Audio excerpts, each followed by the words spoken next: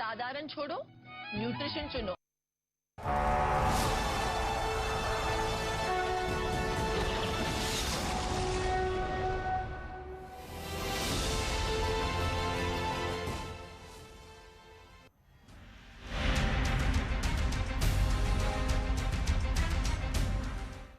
नमस्कार, स्वागत है आप सभी का। मैं हूं आपके साथ मनु तेवतिया। शुरुआत बड़ी खबर के साथ कर रहे हैं। दिल्ली में मिशन 2022 को लेकर बीजेपी का महामंथन चल रहा है। बीजेपी राष्ट्रीय कार्यकारिणी में चुनाव को लेकर रणनीति बनाई जा रही है। जेपी नड्डा की अध्यक्षता में बैठक हो रही है।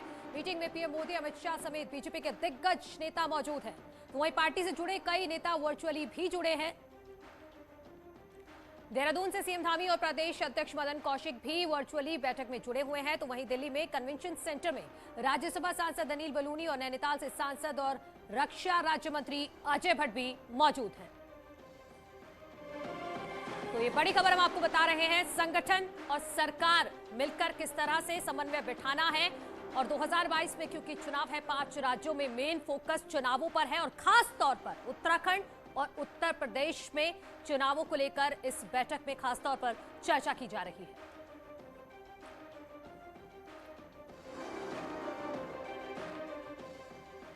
तो नड्डा की अध्यक्षता में बैठक हो रही है। प्रधानमंत्री मोदी यहां पर मौजूद हैं, अमित शाह मौजूद हैं, सीएम धामी देहरादून से वर्चुअली जुड़े हुए हैं। तमाम मुद्दे उनकी तरफ से भी रखे गए हैं। अपने सहयोगियों से जानेंगे कि सीएम धामी ने क्या मुद्दे रखे हैं इस बैठक में, किस तरह से रोड मैप तैयार किया गया है। मिशन 2022 को लेकर बीजेपी का ये सबसे बड़ा मंथन है, क्योंकि यहाँ पर जो राज्य हैं वो सभी राज्यों के मुख्यमंत्री भी यहाँ पर पहुंचे हैं। सीएम योगी आदित्यनाथ भी यहाँ पर मौजूद है। और वहीं महामंथन में प्रदेश अध्यक्ष मदन कौशिक ने चुनावी रोडमैप भी रखा है। वो भी हम आपको दिखाएंगे कि पार्टी के कार्यक्रमों की जानकारी विस्तार से रखी गई है, जिसमें पीएम और गृह मंत्री के दौरे को उत्साहजनक बताया गया। इसके साथ ही इसी महीने पार्टी अध्यक्ष जेपी नड्डा का भी उत्तराखंड का दौरा होगा। 2017 में हारी हुई सीटों पर पार्टी विशेष रूप से फोकस करेगी। इसके साथ ही दिल्ली, महाराष्ट्र और चंडीगढ़ में बड़ी संख्या में उत्तराखंड के लोग रहते हैं। उनसे संपर्क कर पार्टी के पक्ष में करने के प्रेरित किया जाएगा। इन प्रदेशों के नेता और कार्यकर्ता भी उत्तराखंड का दौरा करेंगे। मदन कौशिक ने शीर्ष नेतृत्व को यह भी भरोसा दिलाया है कि पार्टी अब की बार 60 पार सीटें जीतेगी।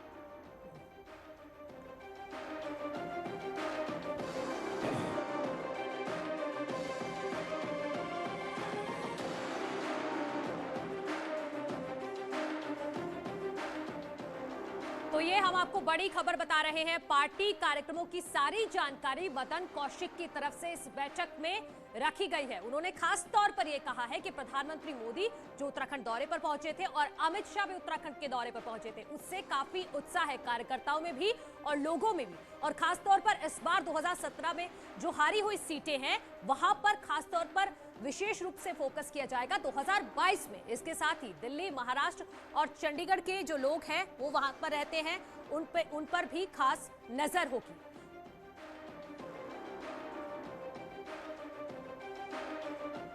अब आपको बताते हैं कि उत्तराखंड अहम क्यों है। हिंदुवादी राजनीति के लिए उत्तराखंड अहम है। प्रदेश में केदारनाथ, बद्रीनाथ समेत चारों धाम है। केदारनाथ दौरे के बाद ब्रांड मोदी का माहौल बन गया है। 2017 में 57 सीटों पर मिली जीत को दोहराना चाहती है बीजेपी और प्रदेश में एक सीधी चुनौती जो है वो है कांग्रेस से। तो ये हम आपको बता रहे हैं कि उत्तराखंड अहम क्यों है बीजेपी के लिए। हिंदुवादी राजनीति के लिए उत्तराखंड अहम है क्योंकि प्रदेश में केदारनाथ है, बद्रीनाथ समेत चारों धाम यहां पर मौजूद है। और अभी प्रधानमंत्री नरेंद्र मोदी जब 5 नवंबर को केदारनाथ गए, उसके बाद से एक ब्रांड मोदी का जो माहौल वहां पर बना है उसको बनाए रखना है 2022 तक के लिए। और खास तौर पर यह भी एक फोकस है कि 2017 में बीजेपी के हिस्से 57 सीटें आई थी, लेकिन इस बार 60 सीटें जीतने का लक्ष्य रखा गया है।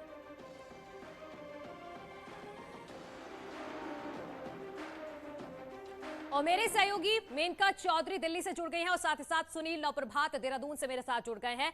मेनका, सबसे पहले मैं आपके पास आती हूं, ये बताइए कि बैठक अभी भी चल रही है और अगर खत्म हो गई है तो क्या कंक्लूजन निकल कर आया है इस बैठक से?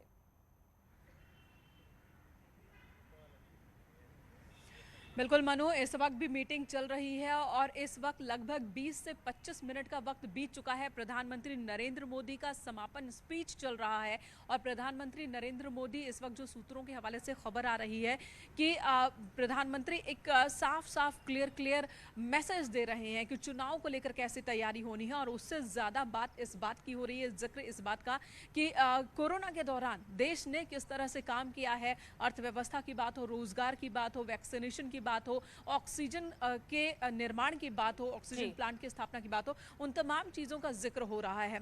जहां तक बात उत्तराखंड की है, उत्तर प्रदेश की है, उत्तराखंड के लिहाज से ये बहुत ही महत्वपूर्ण मीटिंग और उत्तराखंड प्रधानमंत्री नरेंद्र मोदी के बहुत करीब, और इसका एक दो बार नहीं कई बार उदाहरण मिला है। उत्तराखंड का दौरा प्रधानमंत्री का एक बार फिर से शुरू हो चुका है। केंद्रीय गृह मंत्री अमित शाह उत्तराखंड के दौरे पर लगातार नजर आ रहे हैं और एक मैसेज जो क्लियर कट देने की कोशिश हो रही है उत्तराखंड को लेकर और दी गई है कि युवा प्रदेश, युवा नेतृत्व, यानी कि भले ही 3 मुख्यमंत्री बदल गए हों, लेकिन इस वक्त बीजेपी पूरी तरह से विजन क्लियर है कि पुष्कर सिंह धामी के नेतृत्व में ही ये चुनाव लड़ा जाएगा और क्रेडिट पुष्कर सिंह धामी को ही दिया जाएगा। और पीठ थपथपाते हुए प्रधानमंत्री केदारनाथ में भी दिखे थे पुष्कर सिंह धामी के, और यहाँ पर 2 पोस्टर लगे हुए हैं। यहाँ पर जितने भी पोस्टर्स हैं उसमें बीजेपी के सीनियर लीडर्स हैं।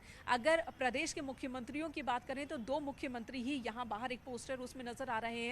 एक तरफ उत्तर प्रदेश के मुख्यमंत्री योगी आदित्यनाथ और दूसरी तरफ है पुष्कर सिंह धामी उत्तराखंड के मुख्यमंत्री। इस लिहाज से भी आप समझ सकते हैं उत्तर प्रदेश उत्तराखंड दोनों ही चुनाव जो है 2022 का, ये जो दोनों चुनाव है इसे 2024 का सेमीफाइनल माना जाएगा और यही वजह है कि यहाँ पर फोकस सबसे ज्यादा है उत्तराखंड के सीएम। ठीक है, मैं आपके पास आऊंगी। ज्यादातर फोकस जो है वो है उत्तराखंड और उत्तर प्रदेश पर। मेरे सहयोगी सुनील और प्रभात भी जुड़े हुए हैं देहरादून से। सुनील, आप जरा बताइए कि सीएम धामी वर्चुअली जुड़े हैं, उनकी तरफ से क्या एक रोड मैप दिया गया है बीजेपी कार्यकारिणी की इस बैठक में?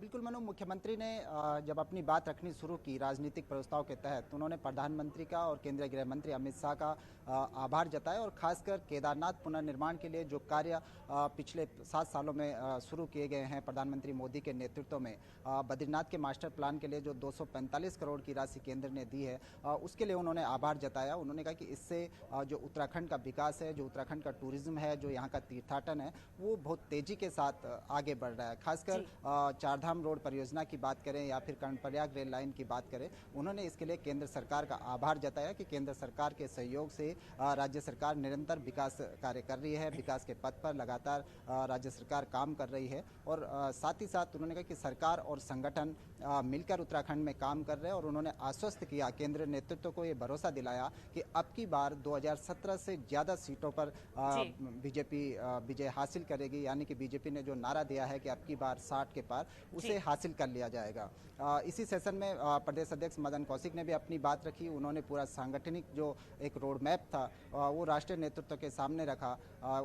इसी के तहत ये जानकारी भी दी गई कि जल्द ही जो बीजेपी संगठन है वो इसी महीने राष्ट्रीय अध्यक्ष का उत्तराखंड दौरे का कार्यक्रम भी तय कर रहा है। अभी तक जो रोड मैप था, चुनावी रोड मैप था, चाहे वो बूथ लेवल की बात करें या फिर शक्ति केंद्रों की बात करें या फिर पन्ना प्रमुख नियुक्त करने की बात करें, तो उन्होंने राष्ट्रीय नेतृत्व को जानकारी दी कि जो पन्ना प्रमुख हैं उनकी नियुक्ति कर ली गई है। बूथ लेवल पर जो कमेटियां बनती हैं उनको बना लिया गया और साथ साथ 10 नवंबर से बीजेपी एक महासंपर्क अभियान भी शुरू करने जा रही है, ये जानकारी दी गई, जिसके तहत उत्तराखंड के जो 11,000 बूथ हैं वहाँ पर बूथ लेवल इकाइयाँ घर घर जाकर एक किट बांटेंगी, जिसमें केंद्र सरकार और राज्य सरकार की जो उपलब्धियों के जो पत्रक होंगे उनको घर घर जाकर बांटा जाएगा। भाजपा के झंडे और पोस्टर लगाए जाएंगे ताकि एक चुनावी माहौल उत्तराखंड में तैयार किया जा सके।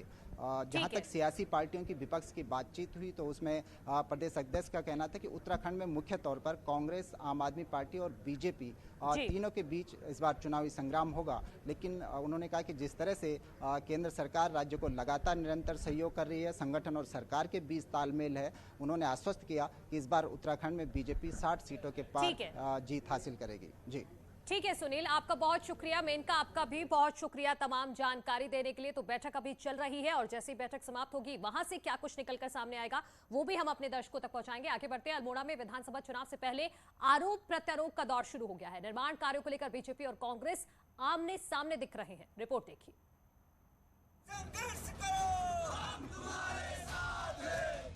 विधानसभा चुनाव से पहले सत्ता में आने के लिए राजनीतिक दलों ने एक दूसरे पर आरोप लगाने शुरू कर दिए हैं। बीजेपी के अल्मोड़ा से विधायक और सदन में डिप्टी स्पीकर रघुनाथ सिंह चौहान पर करोड़ों के काम अपने भतीजे के नाम से करवाने का आरोप लग रहा है, जबकि विधायक इन आरोपों से इनकार कर रहे हैं। राजनीति में आरोप लगते लगते हैं, कोई मेरा परिवार एक भी व्यक्ति बता दे कि मेरे परिवार के व्यक्ति ने किसी ने काम किया हो और मैंने उनके सिफारिश की हो, तो ये तो आरोप प्रत्यारोप राजनीति में उनके पास कहने के लिए कुछ नहीं है। जो लोग ये बोलते हैं उनके पास कहने के लिए, आरोप लगाने के लिए कुछ नहीं, एक शब्द हमारे पास खिलाफ नहीं बोल सकते। अल्मोड़ा से पूर्व विधायक मनोज तिवारी बीजेपी पर विधायकों और उनके परिवार को ठेकेदारी को चुनावी मुद्दा बनाना चाहते हैं। कांग्रेस का आरोप है कि विधायक रघुनाथ सिंह ने कई टेंडर अपने भतीजे को दिए और टेंडर नहीं मिलने पर उसे रद्द कराने का आरोप लगा रहे हैं। ये बड़ा दुर्भाग्य का विषय है कि जब से प्रदेश में भारतीय जनता पार्टी की सरकार आई है, इनके विधायक और अल्मोड़ा विधानसभा के विधायक लगातार सिर्फ ठेके अपने परिवार वालों को देने का काम कर रहे हैं और उसके अलावा कहीं पे भी विकास के कोई नया काम करने का काम नहीं कर रहे हैं। सर्दियों के मौसम में राजनीतिक गर्मी शुरू हो गई है और आरोप प्रत्यारोप का दौर भी शुरू हो गया है। न्यूज़ 18 के लिए अल्मोड़ा से किशन जोशी की रिपोर्ट।